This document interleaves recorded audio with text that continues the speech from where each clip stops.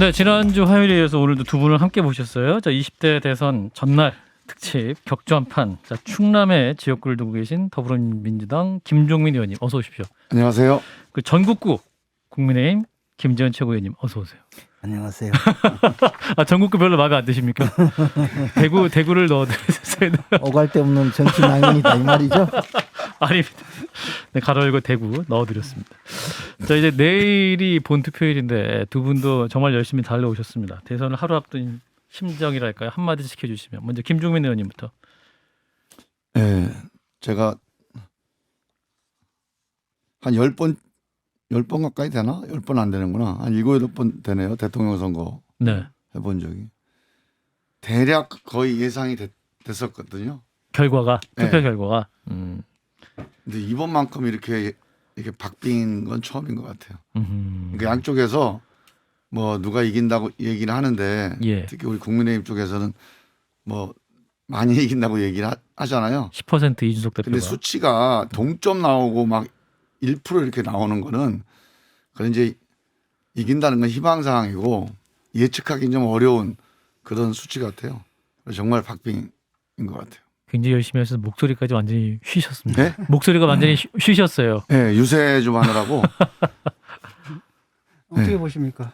김재원 최고위원님. 예, 뭐 그동안 그 선거 기간 내내 여야 간에 사실 공방만 있고 더 그 국민들께 정말 제대로 그 여야 후보들의 진면목을 보여줬는지 선택을 하실 때 정말 그 정확한 판단을 할 수 있게 선거운동이 되었는지 약간은 좀 조금 미흡하다고 생각을 많이 합니다. 그렇지만 어쨌든 국민들께서 그래도 훨씬 더 정치인들보다 더 현명하고 또 더 나라를 걱정한다라는 생각을 하게 됩니다. 현명하게 생각하셔서 절대로 속지 마시고 특히 거짓말쟁이, 욕쟁이 또 욕심쟁이 후보는 절대로 선택하지 마시고 기호 2번 윤석열을 선택해 주시길 믿어 의심치 않습니다. 두 분 사전 정권을 바꿔야 투표하셨습니까? 나라가 바뀌고 미래가 바뀝니다. 사전 투표하셨어요, 김재원 최고위원님? 네.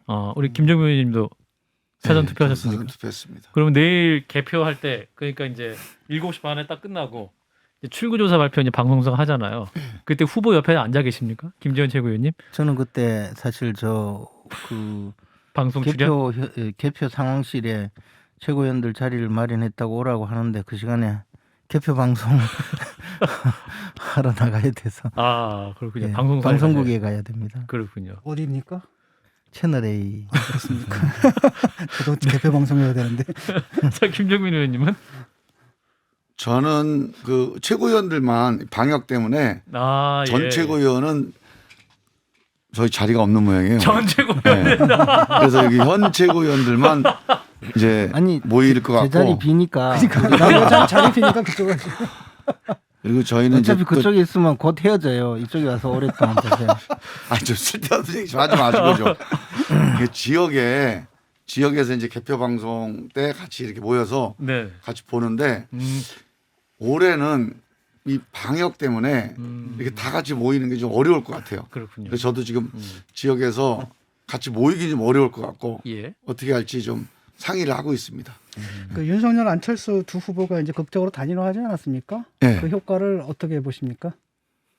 모르겠어요. 이제 단일화했으면 저쪽을 지지하니까 그 따라서 찍는 표가 있겠죠, 당연히. 그래서 그 표가 있긴 할 텐데 저도 좀 깜짝 놀란 게 지역에서 이제 어르신들 연세 드신 분들이 되게 안 좋게 얘기하는 걸 많이 들었어요. 그러니까 오히려 단일화에 대해서 저는 그 얘기를 거의 안 했습니다. 뭐 이게 야합이니 뭐니 이런 얘기를 일체 안 했어요. 예. 그리고 오히려 그 어르신들이 공원 같은 데 나가보면 아유 그래도 전날까지 그래도 그 사람 참 좀 그러네 하고 좀 안 좋아하시는 그러니까 약간 사람을 놀래게 하면 원래 반응이 안 좋아요. 예. 그러니까 이게 예측 가능한 선택을 했어야 되는데 제일 결정적이었던 게 그 전날 TV 토론했잖아요. 예. TV 토론에서 이제 끝까지 가겠다 또 나를 찍어달라 이렇게 호소했는데 바로 알고 보니까 TV 토론 끝나고 이렇게 만났죠. 뭔가 예. 일이 이루어졌 했다는 게 그게 이제 약간 좀 마음이 상하신 분들이 계실 것 같아요. 그래서 저는 뭐 의도대로 이렇게 안철수 지지하거나 아니면 중간층에 있는 사람들 밴드웨건으로 확 몰리는 그런 효과보다는 그냥 반반이 되지 않을까 싶어요, 제가 보기에. 네, 김지현 최고위원님. 근데 이제 그 안철수 후보의 지지율이 보통 여론조사에서 뭐 6%에서 한 8% 정도 이런 여론조사가 많았잖아요. 그러면 이제 예를 들어 유권자가 한 4천만, 4,200만 뭐 이렇게 본다면 한 350만 정도 예를 들어 320만에서 350만 정도가 지지자라고 보면요. 안철수 적지 않은 후보의? 분들이죠. 근데 예. 이제 그분들이 모두 다 안철수 후보가 후보 단일화를 했다고 해서 윤석열 후보를 찍지는 않습니다. 그 중에는 뭐 일부는 실망을 해서 말씀하신 대로 실망을 해서 민주당 지지를 하거나 일부는 뭐 아예 투표를 하지 않을 수도 있고. 예. 심상정 후보도 예, 그렇지만 많은 분들은 또 그래도 안철수 후보의 그 진정성을 믿고 또 안철수 후보의 선택을 또 따라갈 수도 있죠. 근데 저는 그 효과보다도 우리가 이제 정권 교체를 원하는 분들이 뭐 여론조사를 해보면 통상 55% 수준으로 나타난 여론조사가 많은데요. 예. 즉 과반수 이상의 많은 국민들이 정권 교체를 원하고 있었는데 윤석열 후보에 대해서 그만큼 지지가 있지 않았던 것은 일종의 조금 야권 단일 후보 내지 정권 교체로서 자신이 추구하고 있는 이 가치를 전부 다 담아내기가 좀 어렵다고 생각한 분들이 이제 정권 교체를 원하면서도 윤석열 후보에게 선뜻 지지 의사를 표시하지 않았는데 그 윤석열 후보와 안철수 후보가 단일화하고 그 같이 지금 선거 유세도 하고 또 함께 이제 앞으로 그 더 좋은 대한민국을 만들어 가겠다라고 공언을 하고 예. 직접 보여주고 있기 때문에 아마 그런 정권 교체를 원하는 분들은 훨씬 더 믿었게 윤석열 후보를 지지하고 있는 지금 움직임이 그 실제로 나타나고 있거든요. 예. 이런 것을 보면 실제 이제 안철수 후보의 지지자가 윤석열 후보 쪽으로 넘어오는 것뿐만 아니고 지금까지 그 중도층에 있거나 아직까지 그 지지 후보를 정하지 못했던 많은 분들에게 오히려 더 확신을 심어줘서 안정감을 줬다. 예, 그 윤석열 후보 지지 세력이 조금 더 커지는 그런 효과가 있다고 봅니다. 물론 뭐 다시 말씀드리지만 안철수 후보의 지지자가 전부 다 넘어온다고는 그거는 우리가 바랄 수는 없습니다. 알겠습니다. 호남 그게 이제 마지막 민심에서 요 대목이 김정민 중요한 의원님. 대목인데 저는 이제 안철수 후보 이 단일화에 어떤 영향을 미칠 거냐가 되게 중요한 쟁점이라고 봐요. 예. 그러니까 선거 판세에서는 예.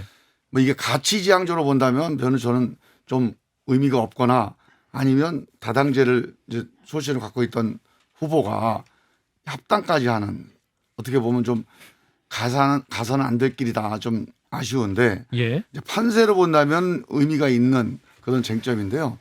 지금 말씀하신 대로 정권 교체 지지하는 분들이 밴드웨건 때문에 좀 가담하는 이런 표도 있을 텐데 네. 저는 그만큼이나 혹은 그 이상의 강도로 어떤 현상이 지금 발생을 하냐면 중간층이라는 분들이 되게 이렇습니다. 정권 교체를 지지하거나 아니면 그래도 윤석열 후보보다는 민주당이나 이재명이 낫긴 한데 뭐 마음에 안 든다. 그래서 안 찍겠다. 예. 이런 분들이 한 3, 4%는 있어요. 예. 이게 이제 중간층 기권층인데 네. 이분들의 친민주당 성향이 이제 전체가 이분들이 한 7, 8%가 되면 절반은 친민주당 성향인데 예. 이분들이 이 단일화를 보고 이거 좀 아니다. 좀 부당하다. 그래서 목소리를 내는 게 되게 많습니다. 지금. 그래서 나 이번에 안 찍으려고 그랬는데 이거 안 되겠어. 이런 전화나 아니면 그런 식의 메시지를 제가 여러 번 접했어요. 우리 아이들 뭐 이게 젊은 여성들 또는 그 우리 이제 그 아들 딸 또래 친구들 사이에서도 안 찍겠다는 친구들 중에서 이렇게 바뀌었다 이런 얘기를 제가 몇 번 들었고 또 하나는 이제 호남. 호남에서 결집이 되게 높아졌는데 호남 결집은 어떤 의미가 있냐면 호남 사전 투표를 말씀하시는 그 거죠? 사전 투표. 예. 그러니까 호남 전체 여론이 야 이거 뭐야? 이거 아니잖아 하면서 모인 게 있어요. 예. 특히 안철수 씨에 대해서는 예전에 국민의당 녹색바람 때 호남에서 전폭 지지를 했었기 때문에 호남 분들이 안철수 씨의 행보에 대해서 바라보는 시각이 좀 다릅니다. 다른 지역하고. 근데 이번에 그렇게 해버리니까 이건 아니다 해서 결집이 되는데 호남표야 뭐 결집돼봐야 민주당 아니냐 이렇게 생각하실 수 있는데 그렇지가 않은 게요. 호남 분들의 강도가 이렇게 세지니까 서울에 있는 호남 출신들한테 이게 영향을 미칩니다. 메시지가 사실 우리 됐다. 민주당 선거에서 지금 굉장히 힘들었던 것이 호남의 여론과 열기가 서울 민주당에 있는 호남 분들한테 연결이 잘 안 됐던 건데 이번에 사전투표 열기를 보니까 그런 호남의 열기가 다시 막판에 결집되면서 서울에 있는 호남 유권자들한테 영향을 미치는 그런 현상으로 연결되고 있어서 네. 저는 유불리로 따지면 김재현 의원님이 이렇게 안심할 사안은 아닌 것 같아요. 김재현 의원님 동의하십니까? 근데 이제 뭐 각자 자기 입장에서 이야기하는 것이고 예, 예. 또 김종민 의원이야 뭐 저 솔직히 이야기해서 지금 저렇게 말씀하시는 외에 뭐 할 말이 뭐가 있겠어요, 그죠? 왜냐하면 왜요? 다 말이 맞는 얘기니까 할 말이 없죠. 오늘 그 보니까 안철수 후보가 그 저 민주당이 이렇게 단일화에 대해서 공격한다, 비판한다라고 하는 질문에 대해서 아니 민주당도 나에게 정말 단일화하자고 여러 번 제안을 했다라고 했잖아요. 네. 제가 이제 그 국민의당 그 선거대책위원회 그 고위 인사께서 만나자고 해서 여러 번 단일화에 대해서 대화를 나눈 적이 있거든요. 예. 그래서 이제 그분도 말씀도 많이 하시면서 첫 번째 내놓은 것이 바로 민주당에서 온 이 저 그 A4 용지 2장짜리인데 거기 보면 제목이 나의 재언 뭐 이렇게 해서 나가 그때 누구냐면 그분이에요. 대장동 그분. 예. 근데 대장동 부분은 윤석열 씨는 그래서 이재명 후보께서 뭐 한 걸로 이제 뭐 대체로 하면서 거기 그 조건을 쫙 적어놨는데요. 그걸 보이면서 이 민주당에서 이런 제안을 했지만 우리가 여기 갈 것은 아니다. 그러니까 좀 더 협의를 잘 하자. 뭐 그런 의미로 여러 번 근데 민주당에서 내놓은 게 3가지 저 단계가 있더라고요. 뭐 근데 저는 이제 민주당이 그 단일화에 실패하고 나서 그 윤석열 후보와 안철수 후보가 단일화한 것에 대해서 보여주는 여러 가지 그 좋지 못한 그런 모습은 참 이제 정치판에서 이거는 해도 좀 너무한다라는 생각을 가졌어요. 뭐 딴 거는 정치 논쟁이니까 그럴 수 있는데 인간적으로 사실 안철수 후보는 과거 민주당과 단일화를 뭐 몇 번 했잖아요. 그리고는 항상 그 정말 좀 좋지 않은 말로 뒤통수를 세게 맞았잖아요. 민주당에게 배신당하고 늘 그 좋지 않은 기억이 많아서 안철수 후보는 민주당과의 단일화는 정말 생각하지 않는다는 느낌을 받았고요. 그 지금 그 국민의힘 윤석열 후보와의 단일화에서 어떤 구체적인 조건도 사실 없었거든요. 그럼에도 불구하고 그 과거 민주당과의 뭐 단일화와는 달리 선거운동 과정에서 적극 참여하고 헌신적으로 선거운동을 하고 있는 것은 바로 그 정치적인 신뢰 관계가 형성이 되었고 앞으로도 정치적으로 함께 갈 수 있다는 것이고 이것이 유권자들에게 상당한 신뢰를 주고 있다고 봐요. 근데 민주당 일각에서는 이제 당시 이제 안철수 후보가 그 협박당한 거 아니냐, 기획된 협박 정치의 결과다라는 주장도 민주당에서 나오기도 했었는데. 그러니까 민주당이 얼마나 야비하고 생각하는 수준이 얼마나 저열한가 하는 것을 보여주는데요. 안철수 후보가 협박당하겠습니까? 그리고 안철수 후보가 협박당하면 그렇게 나오겠습니까? 그건 좀 안 됐어요. 민주당 일각에서 그런 건 아니고요. 예. 그 민주당에서 그런 얘기는 저는 못 들어봤고요. 그건 못 들어봐줘. 다 유튜브나 아니면 뭐 이런 소셜 미디어에 여러 가지 예. 얘기가 많이 돌아다니니까 예. 민주당을 지지하는 분들이 지지하는 그런 분들의 얘기를 말이다. 많이 했을 수는 있겠지만 예. 공당에서 자료와 근거가 없이 그런 얘기를 근데 하진 않죠. 민주당이 자료와 근거 없이 맨날 아침에 눈 뜨면 저녁 때까지 하는 그래 게 제가 오늘 근데 처음 들었는데 이제 우리 뭐 민주당 쪽에서 무슨 문서인지 모르겠어요. 안철수 후보에게 뭘 후보랑 줬다. 무슨 문서를 주고받았는데 그거를 비공개로 주고받은 문서를 또 같이 나눠봤다는 거 아닙니까? 나는 이거는 아니 장사할 때도 이렇게 안 하는데 그러니까 예. 일단은 정치할 때 이재명 이렇게 후보 하면 안 되는 거 측에서 아닌가? 이재명 후보 측에서 구체적인 조건을 제시한 이런 문건을 갖다가 안철수 후보 측에 전달했다는 거 아닙니까? 그러면 모르겠어요. 그건 제가 모르겠고 예. 만약에 그렇다 하더라도 비공개로 서로 신의 성실의 원칙을 전제로 대화한 내용인데 그거를 이쪽에 허락도 없이 그걸 저쪽에다 보여주고 이게 이래도 되나요? 모르겠어요. 저는 저 같으면 그런 심의가 없는 분들이 그냥 문건을 갖다 주면서 우리 이래 할 테니까 협의합시다 하니까 아이 뭐 우리는 알겠습니다. 뭐 안 됐다 그 이야기지. 그래서 그 문건 존재 자체가 뭐 사실인지 모르겠으나, 그러니까 그런 문제 뭐 이렇게 비화를 얘기하시니까 좀 제가 약간 아닌데 싶은 생각이 드는 거고요. 예. 저는 안철수 단일화 문제는 뭐 말을 더 보태고 싶지는 않고 국민들이 판단하시면 되는 거지 뭐 알겠습니다. 우리끼리 주고받을 문제는 아니고, 저는 가장 문제가 되는 건 뭐냐면 안철수 씨가 다당제가 소신이라고 이번 대선 때 제일 많이 얘기한 분이에요. 그리고 저는 그게 그 안철수 씨가 제가 보기에 좀 불만도 있고 좀 내가 보기에 좀 마음에 안 드는 것도 많지만 네. 그 점에 관해서는 상당히 안철수 씨의 투지를 마음속으로 응원했던 사람입니다. 예. 근데 저는 합당을 하는 거 보고 좀 이해가 안 갔어요. 선거위원이 네, 합당한다는 후보 단일화 할 거죠. 수 있습니다. 예. 단일화해서 지지해 줄 수 있죠. 그리고 그 대신 내가 얘기했던 이 정치개혁은 같이 합시다. 이게 정상이고, 이랬다면 우리 민주당도 정말 할 말이 아무것도 없죠. 우리도 그렇게 하면 할 거니까. 근데 다당제를 평생에 자기 정치의 어떤 그 필생의 업이라고 주장했던 분이 양당제의 합당에 이게 던져버린 게 저는 이게 이해가 안 가요. 그리고 이거는 정치적으로 보면 엄청난 퇴행입니다. 그래서 저는 이번 대선에서 만약에 누가 당선되든지 떠나서 이번 대선에서 우리가 반성하고 돌이켜야 될 가장 큰 쟁점 중에 하나를 본다면 저는 이 문제라고 봅니다. 이런 정치 소신이 쉽게 퇴행하거나 주저앉는 거, 나는 이게 승부도 승부지만 정치의 어떤 김동연 개혁과제나 후보 같은 경우는 이재명 후보가 단일화는 했습니다만 합당은 안 했죠. 그러니까 어떤 안철수 후보 역시 단일화는 하더라도 합당까지 안 했으면 좀 다당제에 대한 그 그렇죠. 진위가 좀 살아있을 수 제가 김동연 있겠는데 대표하고도 합당을 해서 좀 만났어요. 문제였다. 예. 우리 논산에 와서 이제 사전 투표를 같이 하셔가지고 예. 저랑 같이 이제 사전 투표하고 식사를 했는데 제가 그분하고도 그런 얘기 했어요. 합당은 절대 하지 마시라. 그분도 합당은 저는 생각이 없다. 그래서 정말 잘하셨다. 예.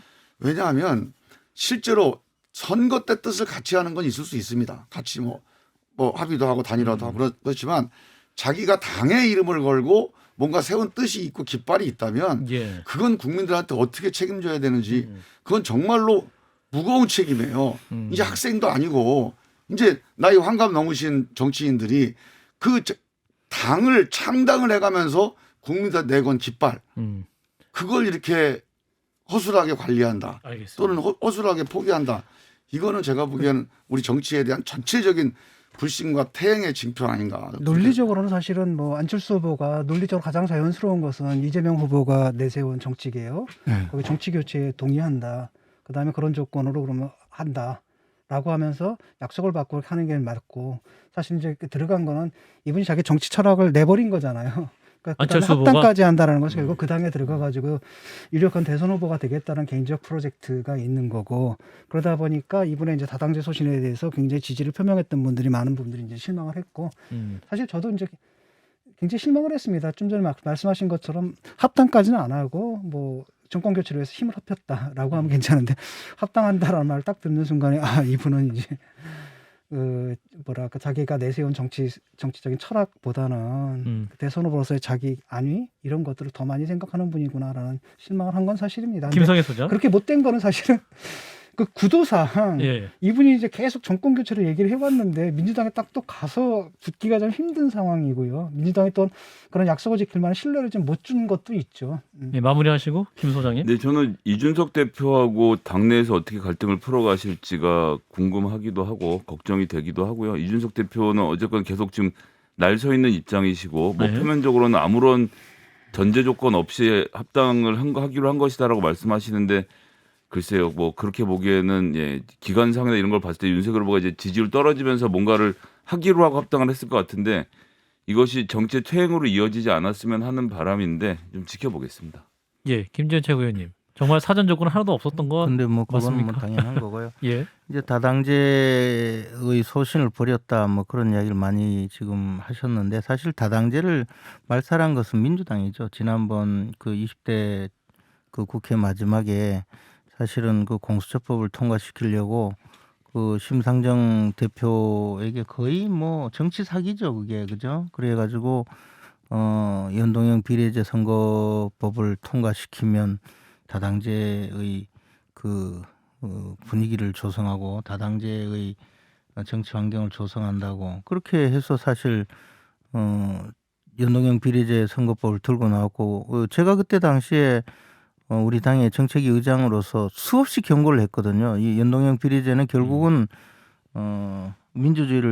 민주주의의 그 보통 선거 그러니까 보통 평등 선거의 위반이다. 저 득표에 반하는 의석 배분을 하기 때문에 결국은 잘못된 선거법이고 만약에 이런 선거법을 강행 처리한다면 우리는 그 독일의 자매정당 또 과거 연동형 비례제의 그 여러 가지 문제점에 등장한 이 자매정당을 만들어서 돌파해 나가겠다. 그랬더니 민주당이 그렇게 또 저희를 비난했어요. 거의 입에 담을 수 없는 그런 언사를 써가면서 비난을 하다가 자기들도 또 2개나 만들었죠. 그래서 사실 가장 당한 것은 정의당 심상정 대표잖아요.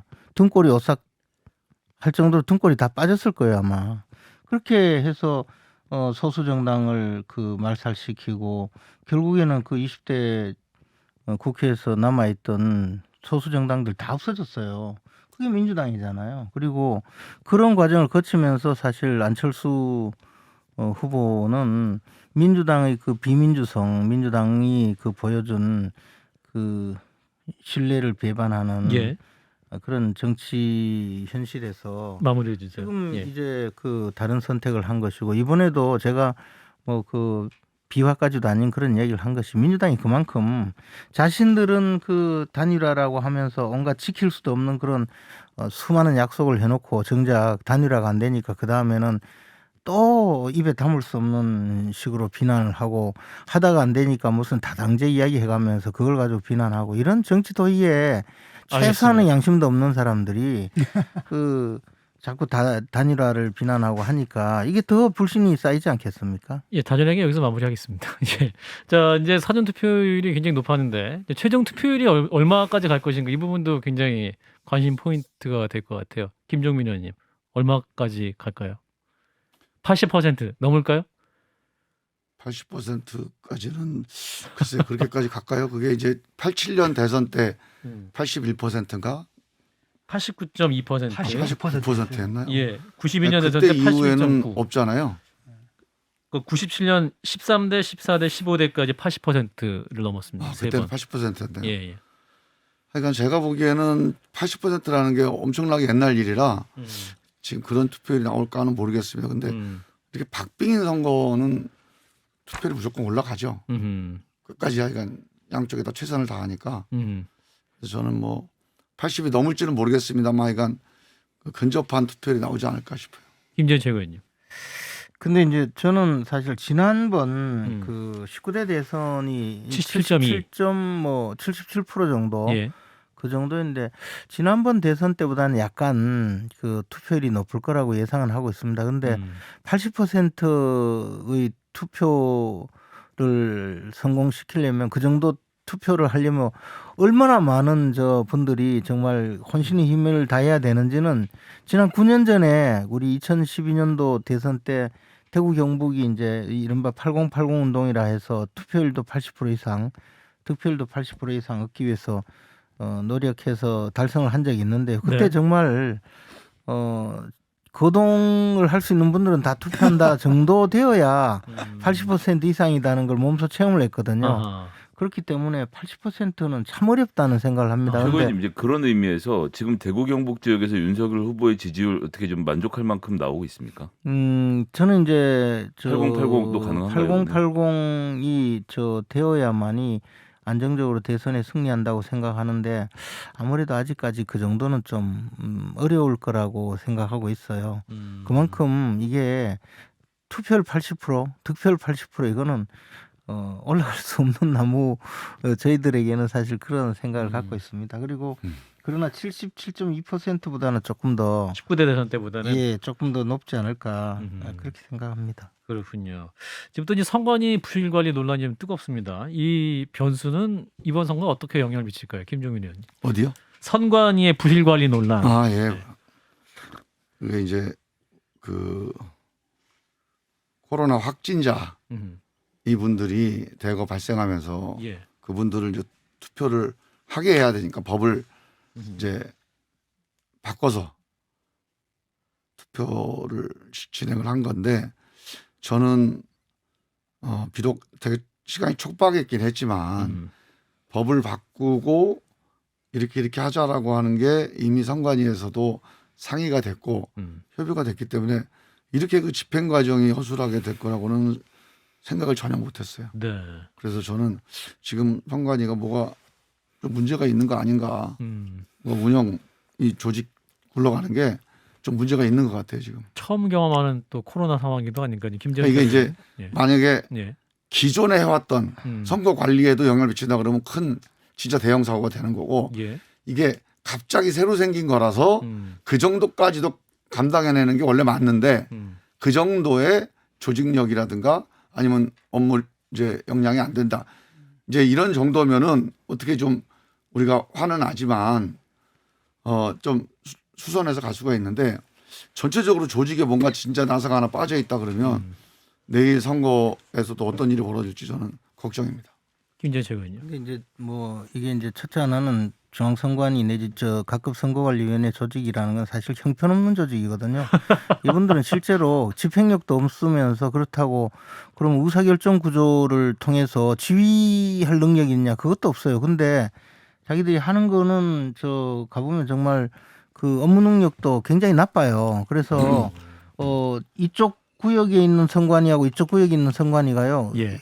법규 해석이 다 달라요. 아, 지역 선거마다. 저 같은 경우에 예를 들어 이제 뭐 제 지역구가 상주군, 상주시, 군위군, 의성군, 청송군 지역이었는데 예. 청송군 선거법하고 군위군 선거법이 달라요. 선관위가 각각 다른 해석을 하고 해석을 다르게 하다. 해석을 달리하면서 자기들이 맞다고 우기기 때문에 결국에 싸우기 싫어서 군위 가면 군위 선거법 치르고 청송 가면 청송 선거법 해야 되는 그 정도거든요. 그래서 이게 뭐 그렇다고 매년 그냥 상시적으로 이런 일이 있으면 또 우리가 시정하려고 노력하는데 선거 기간 중에 벌어진 일이니까 시간 지나면 선거 싸우기 끝나면. 귀찮아서 넘어가고 그러면 계속 시정이 안 되는 거예요. 지금 이번에도 이게 우리가 코로나19로 선거를 이번만 하는 게 아니라 예. 총선 때도 했어요. 다만 그때는 숫자가 훨씬 적었죠. 적었죠. 확진자가 적었죠. 그런데 적든 많든 한번 해봤고 더군다나 이게 우리가 그 선거법상으로 명백히 자기가 기표한 사람이 투표함에 집어넣게 돼 있어요. 투표함에. 근데 네. 그런 기본 상식조차 지키지 않은 이런 선거 관리를 하고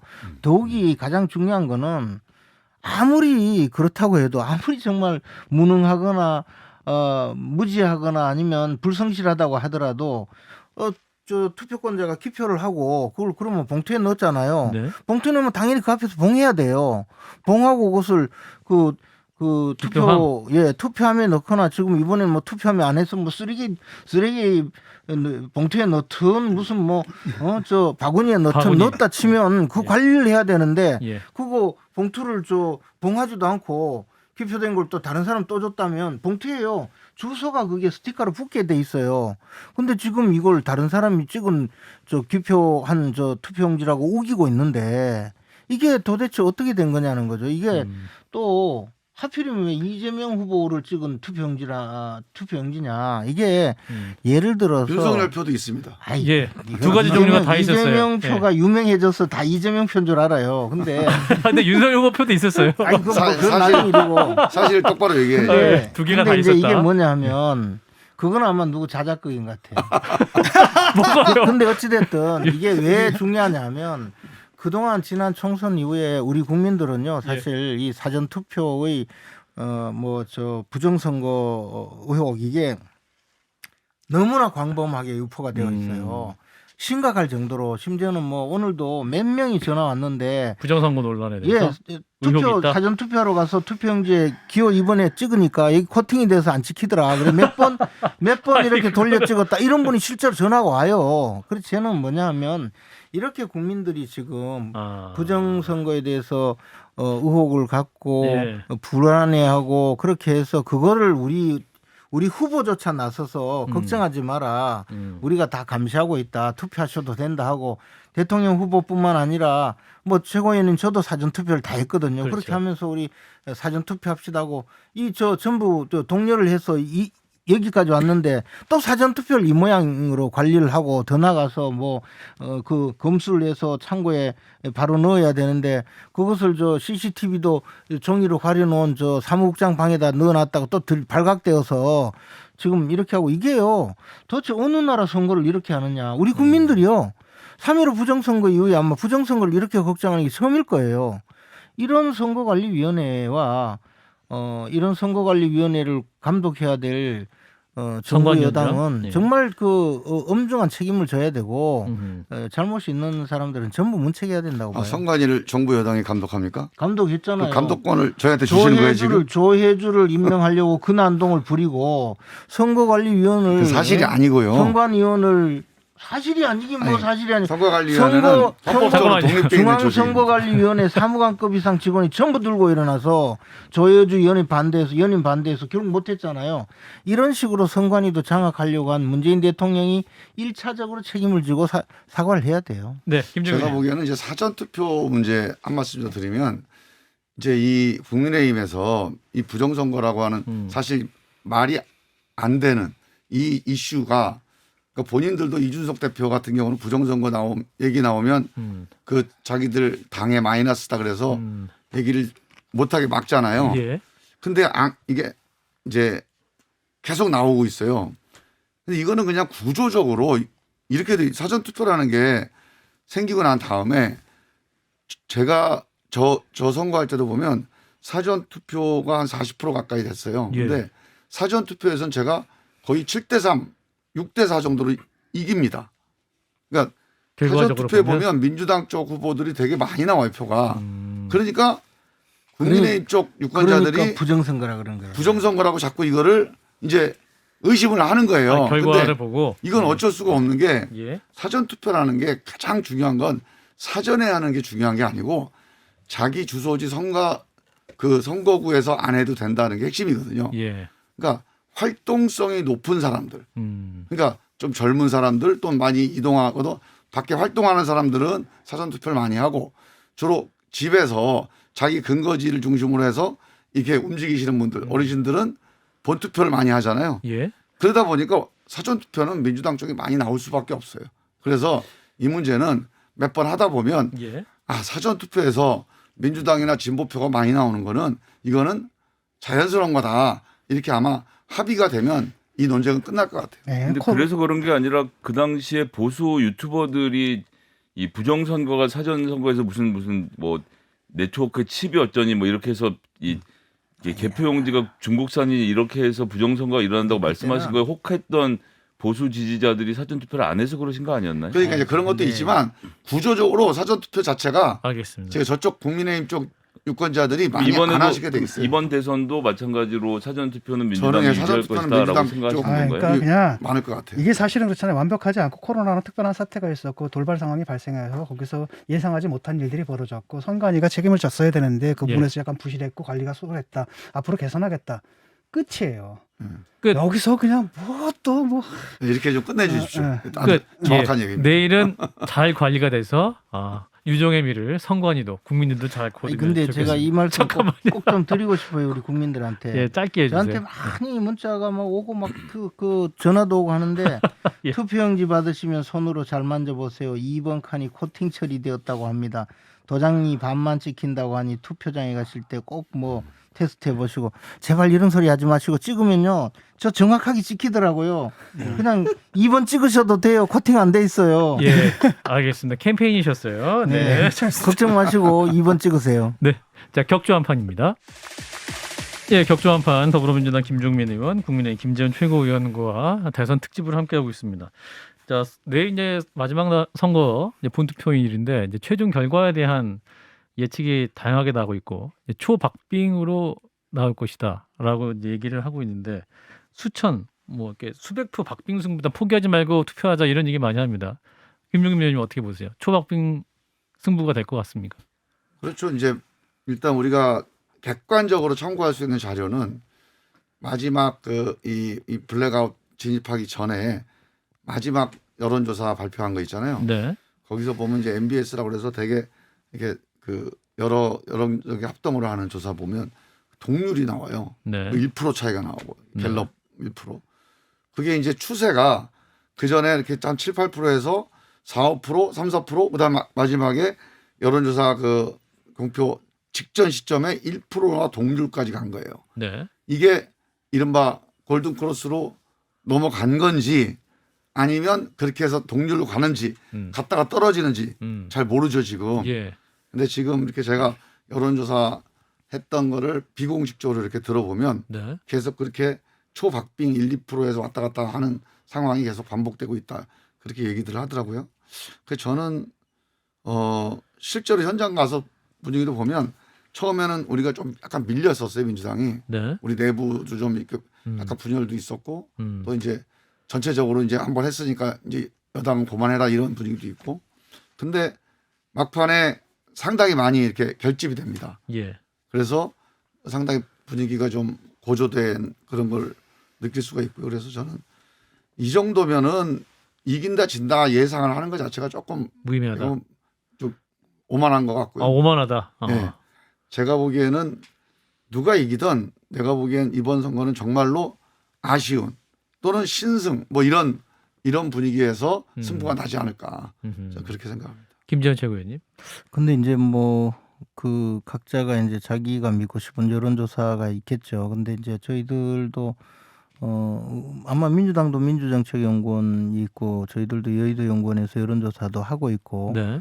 또 이제 민간기관에서 여론조사도 사실 그 이후에도 하고 있죠. 예. 공표는 하시면 안 됩니다. 그렇죠. 그러니까 이제 그러나 추세를 보면 네. 그 당초에 윤석열 후보가 이재명 후보를 조금 앞서면서 점점 격차를 벌이다가 안철수 후보가 단일화 결렬선언을 하고는 다시 이제 저 격차가 줄어들었어요 상당 네. 부분. 그러다가 이제 윤석열 후보가 그 일주일 동안 단일화 노력을 했는데 단일화가 결렬되었다라고 발표하면서 그동안 단일화를 위해서 나는 이렇게 노력했다라고 그 다시 발표를 이제 했죠. 예. 발표하고 나니까 지지층이 급속히 또 결집을 해서 다시 격차가 벌어졌어요.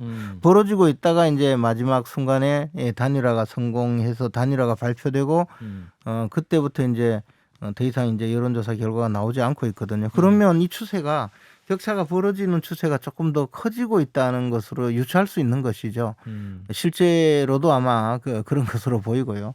그래서 이제 저희 입장에서는 아마 윤석열 후보의 지지율은 50%에 근접하는 정도로 그 득표율을 얻을 것이라고 예상을 하고 있고요.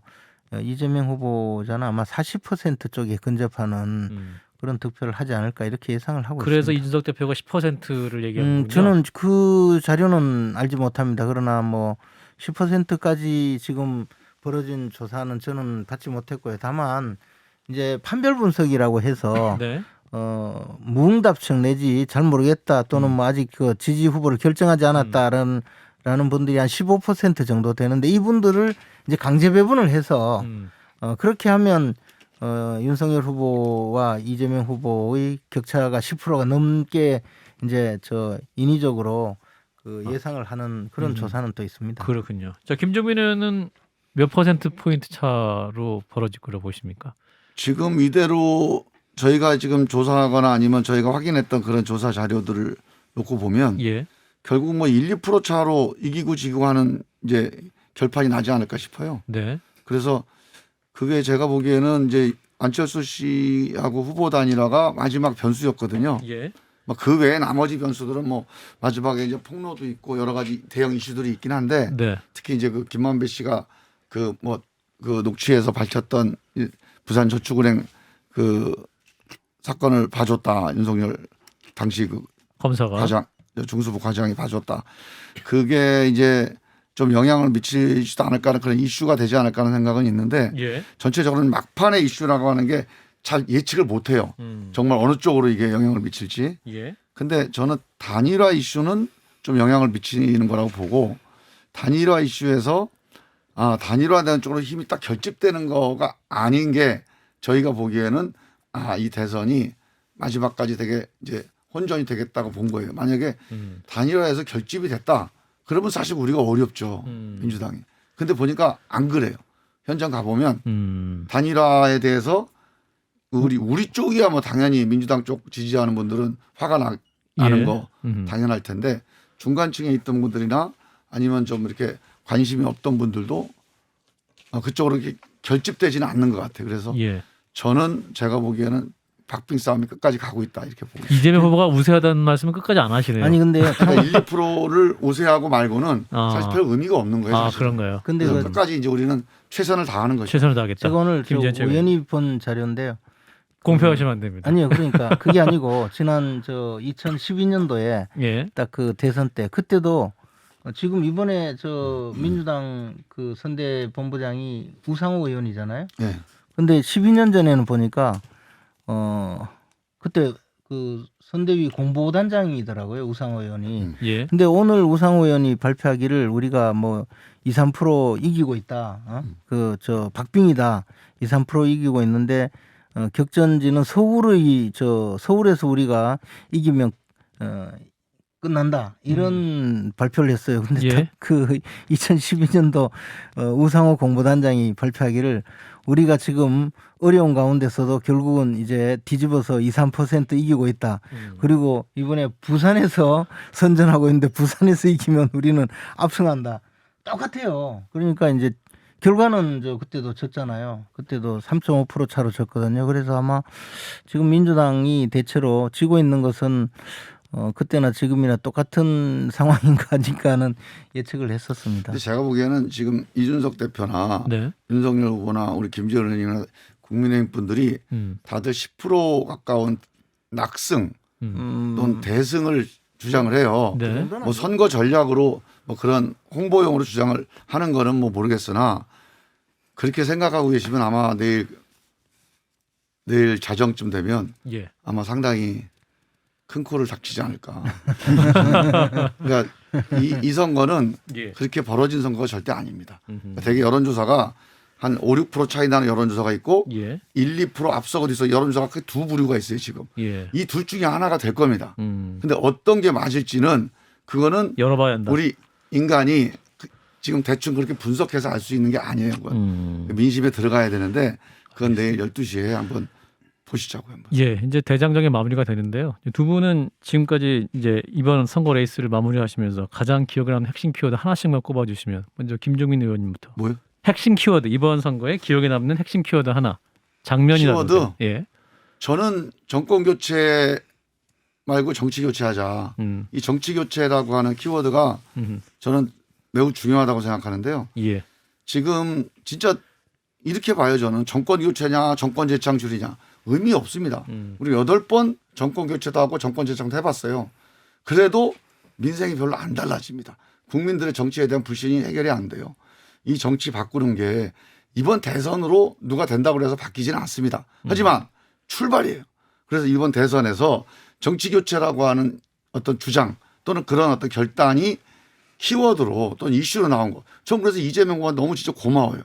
이게 노무현 이후에 한국 정치의 지금 수건인데 이거를 대선 막판이긴 하지만 그래도 자기 이름 걸고 알겠습니다. 공약으로 제시해서 여기에 대해서 우리 정치권이 다시 한번 생각하고 다시 한번 결단할 수 있게 만드는 거에 대해서는 의미가 있다고 보고 저는 이 키워드는 대선 끝나고도 계속 이어져야 된다. 저는 그렇게 봅니다. 김재현 최고위원님. 아니 뭐 정치 교체라는 거는 안철수 후보를 한번 유혹해 보려고 밑밥으로 던졌다가 그건 아니에요. 효과 못 본 거 아니에요. 뭘 그걸 절대 가지고 뭐 그리고 뭐 만약에 정말 그거 하려고 생각했으면 왜 처음부터 이야기하지 않고 막판에 그렇게 오밤 작년부터 계속 얘기가 되어온 거예요. 그 마무리해 응? 주시고요. 예. 의총이나 열어가지고 그렇게 하고 지금 또 온데간데 없어졌잖아요. 지금 저는 사실 하고 이 있어요. 대장동 사건이 가장 이 저 대선의 키워드라고 생각하는데요. 네. 대장동 사건은 잘 아시다시피 대장동 그 일원을 개발하면서 당시 성남시장이던 이재명 후보가 민간 저 업자들에게 수천억의 이익을 주게 된 그 과정이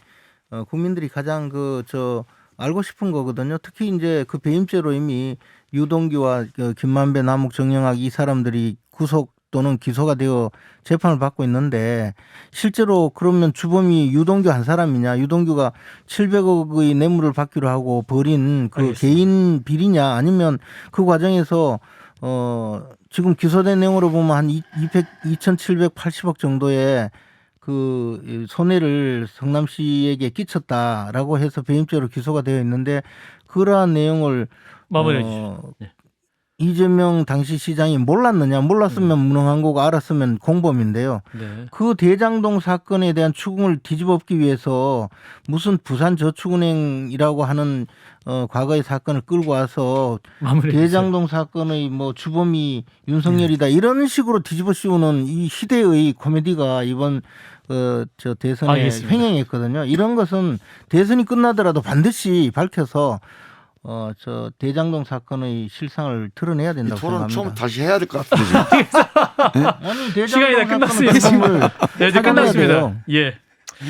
안타깝습니다. 시간이 부족해서요. 오늘 여기까지 하도록 하겠습니다. 내일 또 투표 잘 마무리됐으면 하는 바람입니다. 자, 격조 한판 특집 더불어민주당 김종민 의원, 국민의힘 김재현 최고위원 두 분 고맙습니다. 예, 감사합니다.